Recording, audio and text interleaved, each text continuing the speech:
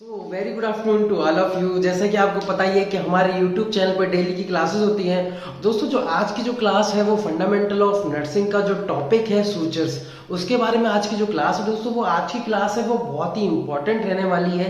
क्योंकि इसमें से कहीं ना कहीं अपकमिंग कॉम्पिटेटिव एग्जाम्स हैं और पुराने जो प्रीवियस कॉम्पिटेटिव एग्जाम्स हुए हैं उनमें कहीं ना कहीं आपको एक दो क्वेश्चन तो देखने को जरूर मिलता है। चाहे वो आपको इमेज बेस्ड क्वेश्चन पूछ ले या फिर आपका एब्जॉल्वर या फिर नॉन एब्जॉल्वर, कौन से मतलब ये टाइप्स के सूचर्स हैं उसमें से आपको क्वेश्चन देखने को मिल सकते हैं। दोस्तों, आज का जो टॉपिक है बहुत ही इंपॉर्टेंट रहने वाला है, तो इस वीडियो को बिल्कुल भी आप स्किप ना करिएगा और शुरुआत से एंड तक देखिएगा। एंड तक आपको मैं और भी क्वेश्चन बताऊंगा कौन से ऐसे क्वेश्चन है जो यहाँ से कॉम्पिटेटिव एग्जाम में पूछे जा सकते हैं। तो इस वीडियो को जरूर एंड तक जरूर देखिएगा। बाकी के दोस्तों, अगर मैं बात करूं कि आप हमारे जीतन ट्यूब चैनल में पहली बार आए तो जीतन ट्यूब चैनल को आप सब्सक्राइब कर लीजिए, साथ में बेल आइकन को भी प्रेस कर लीजिए ताकि ऐसी इंपॉर्टेंट क्लासेस आप हमारे जीतन ट्यूब चैनल के माध्यम से बिल्कुल भी मिस ना कर पाए। तो दोस्तों, आज के टॉपिक की अगर हम शुरुआत करते हैं तो आज का टॉपिक जो है वो सूचर है। तो सूचर दोस्तों होते क्या है? तो सूचर दोस्तों कोई भी ऐसा मटेरियल जो हमारी ब्लड वेसल्स को या फिर टिश्यू को लाइगेट करे या फिर हमारे जो वुंड को है, ऐसे फाइबर्स मटेरियल जो हमारे वुंड को है जो टुगेदर रखे, मतलब एक वुंड हो गया है उसको एक पास में रखे, बाकी ओपन वुंड ना खुला रहे, उसको अपन को लाइगेट कर दे, तो उसे अपन क्या कहते हैं दोस्तों? उसे अपन सूचर बोलते हैं। तो अब सूचर की बात करें तो मैं यहाँ पे लिख देता हूं उसकी जो डेफिनेशन है। Any material is used to ligate the blood vessels and tissue। तो ये इसकी क्या है, इसकी डेफिनेशन हो जाएगी। और बाकी की अगर मैं बात करूं कि ये दोस्तों कितने टाइप्स के होते हैं, तो टाइप्स की अगर मैं बात करूं तो दोस्तों ये दो टाइप के होते हैं। कौन कौन से टाइप्स के होते हैं, मैं इनके टाइप्स आपको यहाँ पे नोट डाउन कर देता हूं। इसके दो टाइप होते हैं। फर्स्ट, कॉन्टिन्यूअस सूचर्स, और दोस्तों सेकेंड, इंटरप्टेड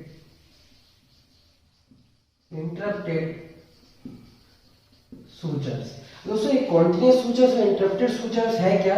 तो कॉन्टिन्यूअस सूचर्स की अगर मैं बात करूं तो जैसे आपने कभी देखा हो कभी को सूचरिंग करते हुए आपने हॉस्पिटल्स वगैरह में देखा होगा, तो कॉन्टिन्यूअस सूचरिंग में क्या होता है, जो एकदम स्टार्टिंग पे है वहां पे जस्ट एक नॉट होती है, उसके बाद में कंटिन्यू चली जाती है और एक लास्ट में जाके एक नॉट वो कर दी जाती है। जैसे मैं आपको एक बताऊं कि ये जो आपका एक ओपन वुंड है, यहाँ से दोस्तों क्या है, एक स्टार्टिंग में यहाँ पे एक नॉट कर देंगे, नॉट के बाद में दोस्तों ये जो है वो ये कंटिन्यू चला जाएगा यहाँ से यहाँ तक, फिर एक लास्ट में जाके यहाँ पे एक नॉट कर दी जाएगी। दोस्तों ये कौन से टाइप का है? ये है आपका कॉन्टिन्यूअस सूचर। इंटरप्टेड की बात करूं तो दोस्तों इंटरप्टेड आपको पता है कि कोई इंटरप्टेड का मतलब ये होता है कि आपको किसी ना किसी कुछ आप बोल रहे थे, बीच में इंटरप्ट कर दी। तो बीच बीच में दोस्तों इसके क्या है, जिसपे इसका भी मैं आपको बता दूं कि ये आपका एक ओपन वुंड है, इसमें दोस्तों हर एक सूचरिंग में यहाँ पे आपका एक नॉट कर दी जाएगी। इस तरीके का दोस्तों यहाँ पे एक एक सूचर करते टाइम पे यहाँ पे आपका एक नॉट होती चली जाएगी। तो ये बीच बीच में आपका नॉट हुए, तो यहाँ पे बीच बीच में इंटरप्टेड होके मतलब जो एक एक नॉट करके आपको यहाँ पे सूचरिंग की जाती है उसको अपन क्या बोलते हैं? Interrupted sutures. और कॉन्टिन्यूअस में दोस्तों यहाँ पे डायरेक्ट चली जाएगी, एक नॉट यहाँ आएगी और एक लास्ट में एक नॉट यहाँ को देखने को आपको मिलती है। तो इसको आप नोट डाउन कर लो, फिर अपन इसके नेक्स्ट क्वेश्चन की बात करते हैं।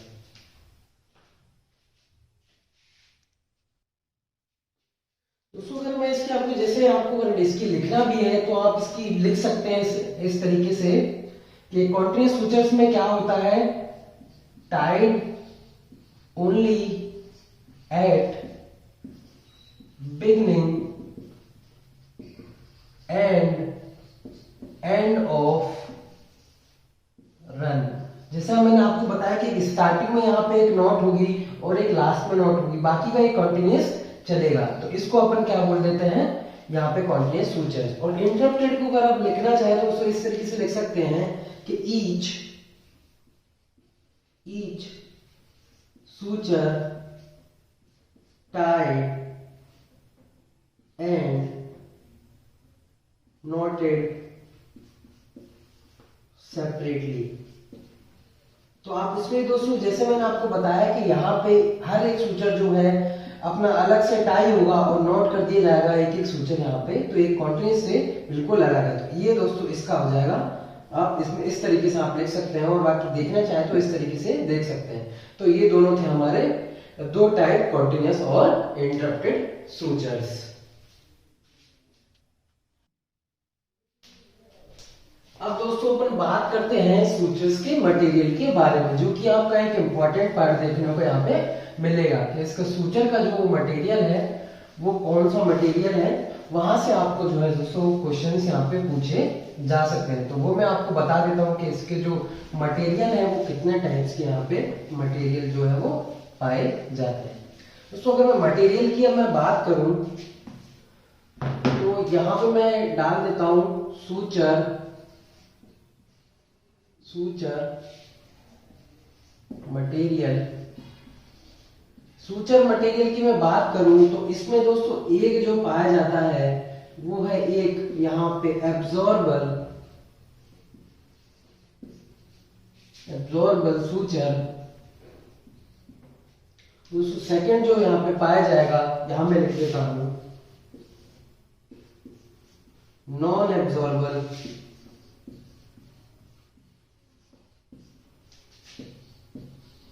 सूचर। ठीक है दोस्तों, तो यहाँ पे दो तरीके के होते हैं सूचर मटेरियल। एक जो दोस्तों यहाँ पे एब्जॉर्ब हो जाते हैं और आपके नेचुरल तरीके से, और एक होते हैं दोस्तों जो नॉन ऑब्जॉर्बर, यानी कि जिनको आपको जैसे आप जाते हैं टाके कटवाने के लिए जाते हैं, वही टाके ऐसे होते हैं जो आपको नॉन ऑब्जॉर्बर होते हैं, उसको आपको कटवाने के लिए जाना पड़ता है। एब्जॉर्बर होते हैं जो बाई बॉडी में इटसेल्फ जो है वो दोस्तों एब्जॉर्ब हो जाते हैं। तो ये दो सूचर्स है। इनमें मैं दोस्तों अगर बात करूं सब डिवीजन की, तो जो एब्जॉर्बर सूचर है उसमें भी दोस्तों दो होते हैं। एक होता है आपका नेचुरल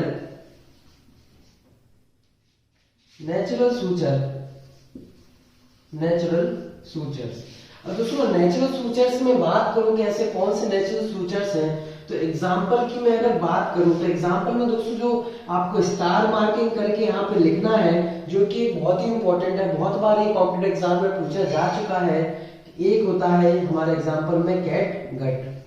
तो कैटगट क्या है दोस्तों, ये एक नेचुरल सूचर है जो कि दोस्तों कहां से लिया गया है ये भी पूछा जा सकता है। पहले भी ये क्वेश्चन आ गया है। तो आप यहाँ पे लिखेंगे सब म्यूकोसा ऑफ शीप इंटेस्टाइन। हाँ जी दोस्तों, शीप की जो इंटेस्टाइन है वहां से ये जो सूचर है दोस्तों लिया गया है, उसकी इंटेस्टाइन से, सब म्यूकोसा ऑफ शीप इंटेस्टाइन।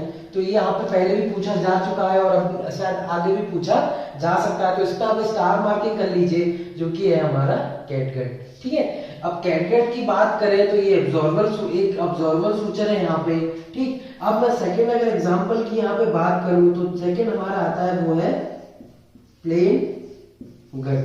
सो जो प्लेन गट है वो यहाँ पे येलो कलर में आता है, उसको अपन क्या बोलेंगे, प्लेन गट। और तीसरा जो हमारा हो जाएगा दोस्तों वो हो जाएगा हमारा यहाँ पे पहला हो जाएगा जो कैटगट, दूसरा हो जाएगा हमारा प्लेन गट, और तीसरा जो हो जाएगा दोस्तों हमारा वो हो जाएगा यहाँ पे क्रोमिक गट। वो हो जाएगा हमारा यहाँ पे क्रोमिक गट। ठीक है, तो ये जो है क्रोमिक गट जो है दोस्तों यहाँ पे हमारा ब्राउन देखने को मिलेगा। ठीक है, तो ये तीन होते हैं दोस्तों हमारे एब्जॉर्बर सूचर, जो कि नेचुरल सूचर्स में आते हैं, कैटगट, प्लेन गट और क्रोमिक गट। इसको आप नोट डाउन कर लो, फिर अपन चलते हैं अपने नेक्स्ट के बारे में। अपन चलते हैं नेक्स्ट के बारे में। उससे पहले अगर दोस्तों अभी प्लेन गट है, इसके भी अगर एब्जॉर्प्शन की बात करें तो यहाँ पे 5 से 10 दिन आप लिख सकते हैं, 5 से 10 दिन में एब्जॉर्ब हो जाते हैं। और क्रोमिक गट की बात करूं दोस्तों, यहाँ पे आपको लगता है यहाँ पे 90 डेज। ठीक है, ये आप नोट डाउन कर लीजिए। इसके बाद में दोस्तों अपन अब चलते हैं अपने नेक्स्ट जो है वो सिंथेटिक के बारे में। क्या आपका सिंथेटिक एब्जॉर्बर सूचर जो है वो कौन से होते हैं, ठीक है, वो मैं आपको बता देता हूं। जो अपना सेकंड है एब्जॉर्बेबल के अंदर जो सेकंड है दोस्तों वो है हमारा यहाँ पे सिंथेटिक। पहला कौन सा था हमारा नेचुरल, और यहाँ पे कौन से होंगे सिंथेटिक सूचर। सिंथेटिक सूचर में कौन से आते हैं वो मैं आपको बता देता हूं एग्जांपल में। पॉलीग्लैक्टिन एंड पॉलीग्लाइकोलिक एसिड। तो यहाँ पे ये है दो, यहाँ पे सिंथेटिक सूचर है पॉलीग्लैक्टिन और पॉलीग्लाइकोलिक एसिड। इनकी अगर बात करें तो दोस्तों ये 40 से 70 डेज में हो जाते हैं अब्जॉर्ब। और पॉलीग्लाइकोलिक की बात करें दोस्तों इसको यहाँ पे 6 मंथ जो है वो लगते हैं, ठीक है। और पॉलीग्लैक्टिन की बात करें दोस्तों इसी में एक आप विक्राइल नाम से सुना होगा, ये आप स्टार मार्किंग लिख लीजिए, ठीक है। ये कौन सा होता है दोस्तों, ये होता है यहाँ पे आपका वॉयलेट कलर का, ठीक है। इस पे स्टार मार्किंग करिए, ये पूछा जा चुका है कॉम्पिटिटिव एग्जाम्स में। तो ठीक है, ये थे दोस्तों हमारे यहाँ पे वो एब्जॉर्बर सूचर। आपको दोस्तों मैं एक ट्रिक और बता देता हूं जिससे आपको आसानी हो जाती है। कभी बार क्वेश्चंस में पूछा जा सकता है कि which of the followings are the absorbable suture except, ये आपसे पूछ सकते हैं। या फिर which of the followings are the non absorbable sutures except, यानी कि आपको एक को छोड़ के दोस्तों बाकी के आपको एक को छोड़ के जो आपको बताने हैं कि इनमें से कौन से नॉन एब्जॉर्बेबल है, या फिर ऐसे 3 कौन से हैं जो एब्जॉर्बेबल है और एक नॉन एब्जॉर्बेबल है, ठीक है। ये आपसे पूछा जाता है। तो दोस्तों इसकी मैं एक ट्रिक बता दूं आपको कि जैसे कि मैं आपको इधर बताऊं कि आप इधर ही बता देता हूं, इधर आपका जो है पॉलीग्लैक्टिन में आपका यहाँ पे जी आ रहा था, ये चीज आप ध्यान रखना।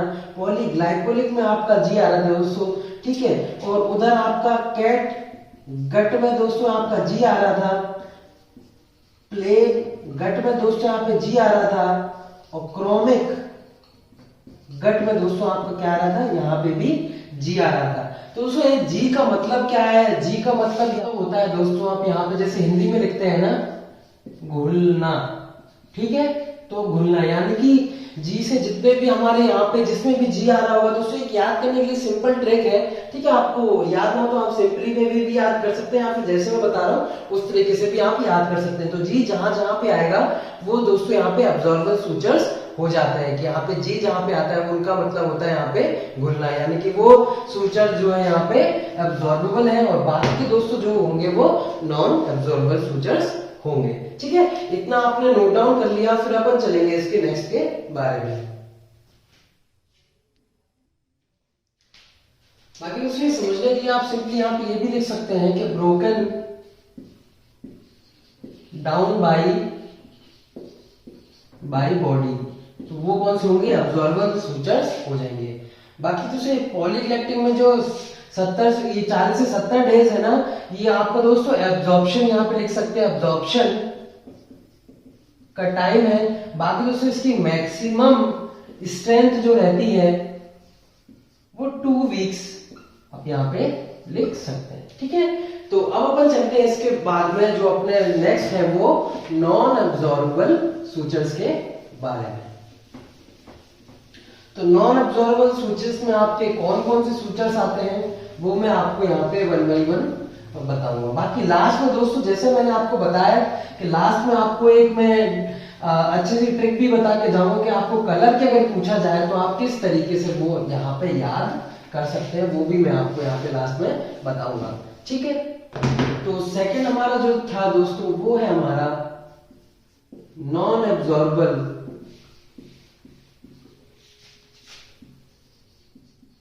सूचर, जिसको अपन बोल सकते हैं यहां पे नॉट ब्रोकन डाउन बाई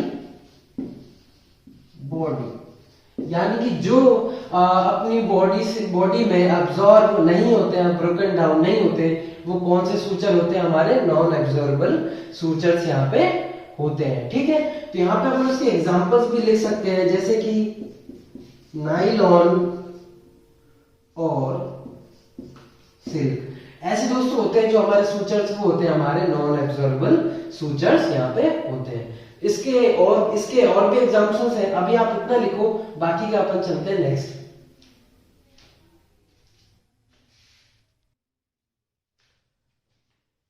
भाई ये इतना आपने लिख लिया, बाकी दोस्तों इसमें मैं आपको एक और चीज बता देता हूँ कि यहाँ पे जो ये नायलॉन और सिल्क है, इसके बाद में आपका ये यहाँ पे और भी एग्जांपल्स आप लिखना चाहें तो यहाँ पे एग्जांपल्स में डेक्रोन या एग्जांपल्स में आप यहाँ पे वायर भी लिख सकते हैं। वैसे और भी होते हैं, तो ये जो है हमारे यहाँ पे मेन है। ठीक है, इनके अपन दोस्तों अगर यहाँ पे बात करेंगे कि इसमें से भी जो नेचुरल कौन सा है और वो किस चीज का बना हुआ होता है, तो वो मैं आपको बता देता हूँ कि यहाँ पे जो ये सिल्क वाला है, यहाँ पे इसका कलर जो होता है दोस्तों, ये इसका कलर होता है ब्लैक कलर। ठीक है, और ये दोस्तों यहाँ पे उसकी तरह क्या है, नेचुरल है। जैसा कैटगट था ना, उसकी तरह ये भी क्या है, नेचुरल है। और दोस्तों ये किससे बना था, वो बना हुआ होता है सलाइवा ऑफ कोकुन्स। कोकुन्स होते हैं दोस्तों, उसकी ये सलाइवा से बना हुआ होता है। तो ये क्या है, यहाँ पे नेचुरल है, जो कि एक silk non absorbable suture material है। इसके बाद में अपन दोस्तों बात करेंगे नीडल की, इसको नोट डाउन करो, फिर अपन पढ़ते हैं नीडल के बारे में। दोस्तों इसके बाद मैं नीडल से पहले एक और चीज इंपॉर्टेंट है वो भी मैं बता देता हूँ कि इसकी जब कलर कोडिंग आती है सूचर्स की, तो कलर कोडिंग भी आपको मैं बता देता हूँ एक्स्ट्रा कि यहाँ पे कलर कोडिंग से आप किस तरीके से पहचान सकते हैं कि ये यहाँ पे कौन सा अपना होता है। ठीक है, तो कलर कोडिंग में मैं एक साइड यहाँ पे दोस्तों इधर साइड में मैं लिख लेता हूं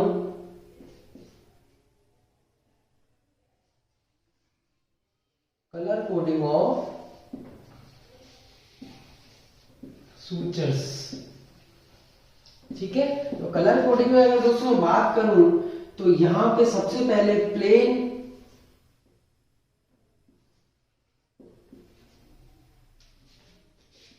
गट, क्रोमिक,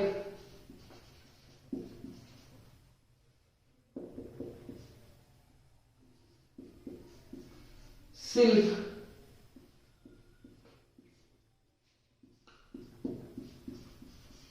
विक्राइल और अपन बात करें दोस्तों प्लेन, क्रोमिक, सिल्क, विक्राइल, और यहाँ पे अपन नेक्स्ट जो अपने बात करते हैं वो यहाँ पे कॉटन। इस तरीके से अपन यहाँ पे याद कर सकते हैं। अब प्लेन की दोस्तों अगर मैं बात करूं तो प्लेन जो है दोस्तों उस तरीके से अपन याद कर सकते हैं, जिसमें प्लेन आपने एक वायर देखी होगी, प्लेन वायर हॉस्पिटल्स, वो किस कलर की होती है दोस्तों, येलो कलर की होती है।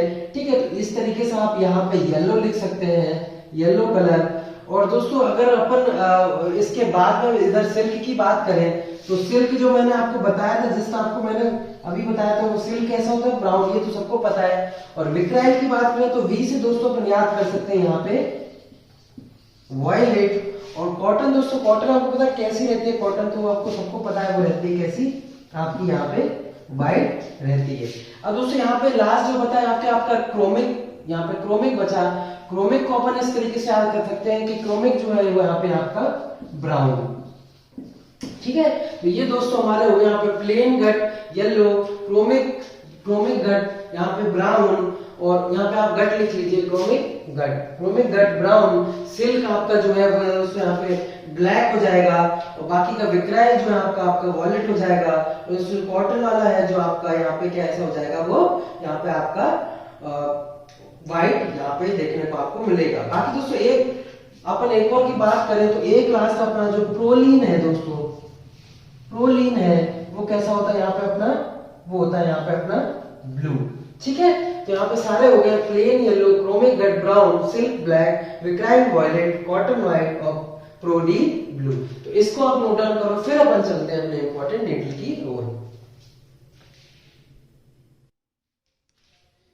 अब दोस्तों अपन बात करते हैं अपने निडल के बारे में। ठीक है, तो निडल में एक इंपॉर्टेंट चीज जो है वो पूछी जाती है, वो मैं आपको यहाँ पे बता देता हूं।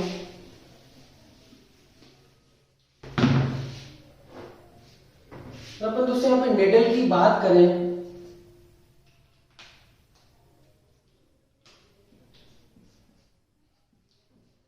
निडल की आपको बात करें तो इस तरीके की दोस्तों यहाँ पे एक निडल होती है। ठीक है, इस तरीके की होती है। ये जो है दोस्तों आपका यहाँ पे निडल पॉइंट हो जाता है। यहाँ पे दोस्तों निडल की जो है वो बॉडी हो जाती है, निडल बॉडी। यहाँ पे दोस्तों जो है वो यहाँ पे एक चीज है जिसको अपन नाम बोलते हैं स्वेज आई, ठीक है, स्वेज आई बोलते हैं, स्वेज पार्ट है जो उसको अपन यहाँ पे बोलते हैं आई। और दोस्तों एक और चीज है जो यहाँ पे निडल जो है वो needle is placed at 90 degree in needle holder. जब भी दोस्तों निडल होल्डर में यहाँ पे निडल को प्लेस करेंगे तो कितना एंगल बनना चाहिए दोस्तों, वो यहाँ पे बनना चाहिए अपना 90 डिग्री का एंगल जो है वो बनना चाहिए, ठीक है। और यहाँ पे मैंने आपको एक चीज बता दी कि जो इसका एंड होता है, end part of needle is known as swage eye. तो इसको अपन किस से जानते हैं, स्वेज आई के नाम से जानते हैं। तो दोस्तों ये जो था हमारा ये इंपॉर्टेंट पॉइंट था जिसको अपन को क्या है वो याद करके रखना है कि जो इसका एंड जो है, आप यहाँ पे ये भी लिख सकते हैं जो इसका स्वेज एंड है, यानी कि जो एंड पार्ट है उसको अपन आई के नाम से भी बोलते हैं। तो स्वेज एंड को क्या बोलते हैं अपन, यहाँ पे निडल की आई भी बोलते हैं, जहां पे आपका जो है वो सूचर का जो वो है वो थ्रेड जो है वो प्लेस करा जाता है। इसको नोट डाउन कर लो, फिर अपन चलेंगे निडल के यहाँ पे टाइप्स के बारे में। दोस्तों यहाँ पे अपन बात करते हैं निडल के टाइप्स के बारे में। तो निडल की जिसमें आपको दो ही टाइप यहाँ पे दोस्तों बताऊंगा, और भी टाइप्स होते हैं बट यहाँ पे जो दोस्तों मेन है वो यहाँ पे दो ही टाइप्स यहाँ पे आपको देखने को मिलेंगे। तो यहाँ पे मैं लिख देता हूं निडल टाइप्स, ठीक है। निडल टाइप्स में दोस्तों दो होती हैं, एक आपका जो है दोस्तों स्ट्रेट निडल, दूसरी है कवर्ड निडल। दोस्तों जो आपका एक और चीज बता दो, जो निडल है दोस्तों वो किसकी बनी होती है, made up of stainless steel. तो दोस्तों ये किसकी बनी हुई होती है, स्टेनलेस स्टील की बनी हुई होती है।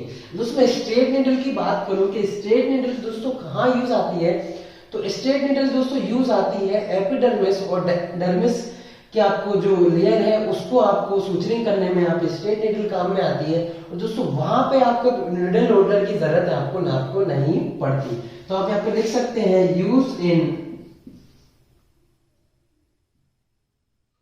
Epidermis and dermis without the needle holder. तो दोस्तों यहाँ पे निडल होल्डर की जो है वो जरूरत आपको स्ट्रेट निडल में, यहाँ पे स्ट्रेट निडल आपको सूचरिंग करने में स्ट्रेट निडल के द्वारा वो जरूरत नहीं पड़ती। और दोस्तों मैं कवर्ड निडल की बात करूं तो कवर्ड निडल में आप यहाँ पे लिख सकते हैं used in deep wound with the needle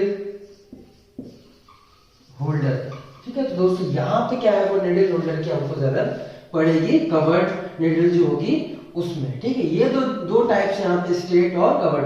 बाकी दोस्तों सबक्यूटेनियस टिश्यू को उसको अलग अलग और भी सारे टाइप्स हैं, पर जो मेन है हमारे वो स्ट्रेट और कवर्ड निडल यहाँ पे हो जाएगी। इसको नोट डाउन करो, फिर अपन चलते हैं अपने नेक्स्ट के बारे में। अब दोस्तों मैं इसके बात करूंगा कि इसकी साइज के बारे में। तो कितनी यहाँ पे इसकी जो साइज होती है, ये भी आपसे दोस्तों पूछा जाता है कि आपका फेस के लिए आपका कौन सा यूज करते हैं, ठीक है। वो आपका ऑलरेडी पूछा जा चुका है और आगे भी आपसे पूछ सकते हैं, ठीक है। तो अब अपन मैं इसके मैं आपको बताऊंगा कि साइज ऑफ निडल वो क्या रहेगी। साइज ऑफ निडल, तो यहां दोस्तों आप लिख सकते हैं साइज इज बाय, जिसे सिंपली आप इस तरीके से भी यहां पे नोट डाउन कर सकते हैं कि द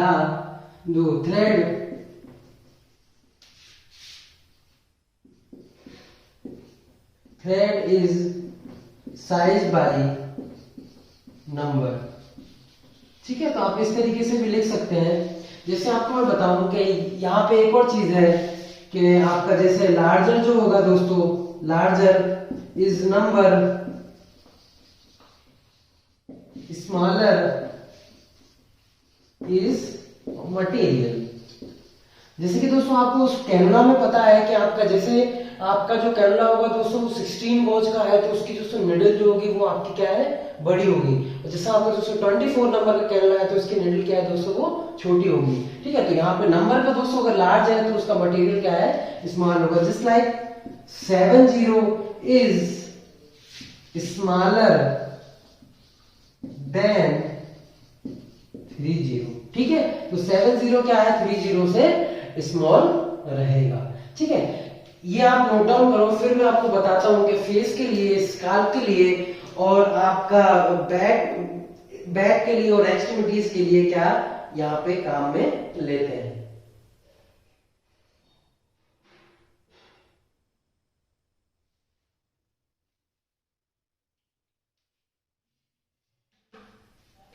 ठीक है, अब मैं आपको यहाँ पे बात करूंगा कि आपके फेस के लिए, ठीक है, फेस के लिए, बैक के लिए, स्काल्प के लिए वो कितना यूज करते हैं। ठीक है, तो सिंपली मैं यहाँ पे सबसे पहले दोस्तों यहाँ पे लिखूंगा मैं बैक और स्काल्प, फिर मैं यहाँ पे दोस्तों लिखूंगा आपका एक्सट्रीमिटीज,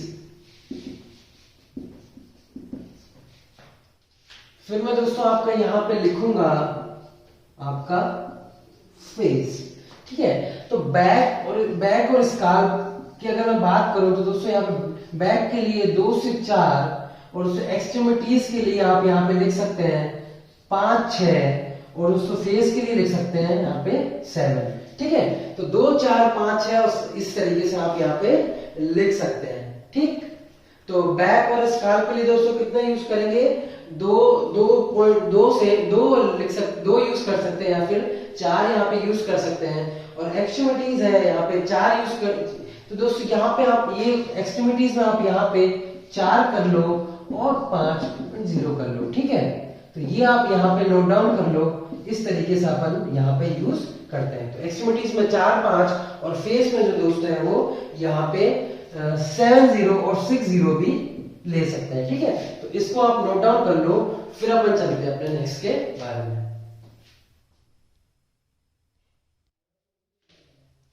और दोस्तों मैं यहाँ पे आपकी बात करूं कि यहाँ पे जो है वो जो लेंथ होती है वो कितनी होती है, तो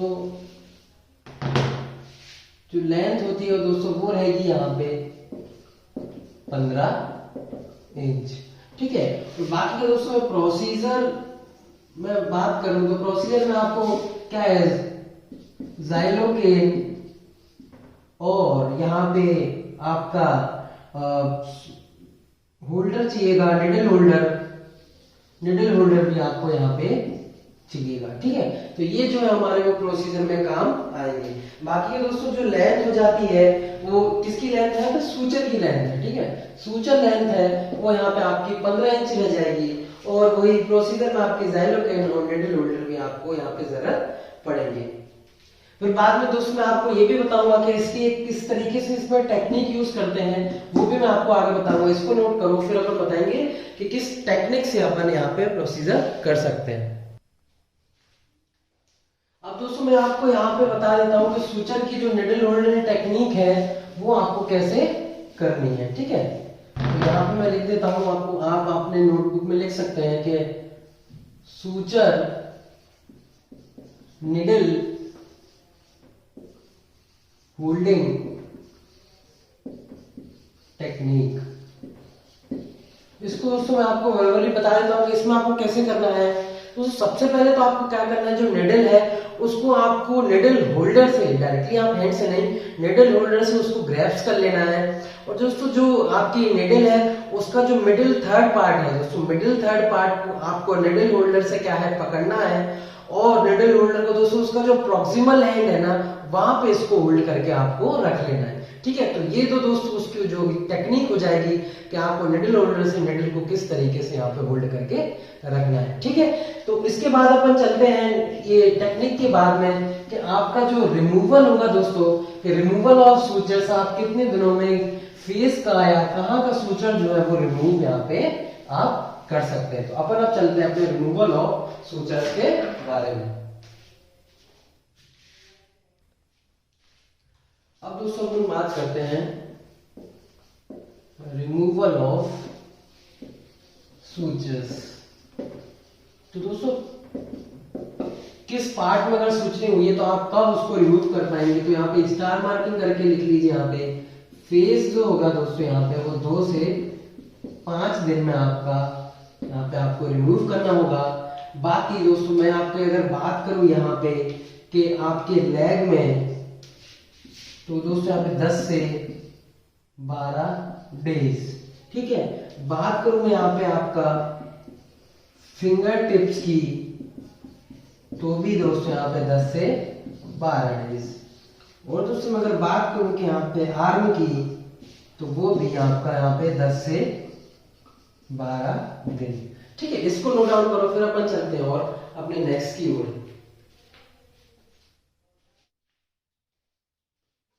अब दोस्तों अपन नेक्स्ट बात करते हैं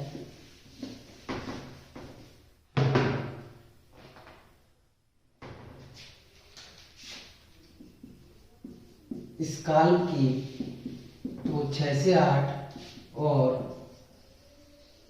हैंड्स दोस्तों वो हो जाएंगे हमारे यहाँ पे 8 से 10। ठीक है, तो स्काल्प और हैंड्स, स्काल्प के 6 से 8 डेज में और हैंड्स के 8 से 10 दिन में। ठीक है, और अपन बात करें यहाँ पे चेस्ट की, और बात करें दोस्तों यहाँ पे हम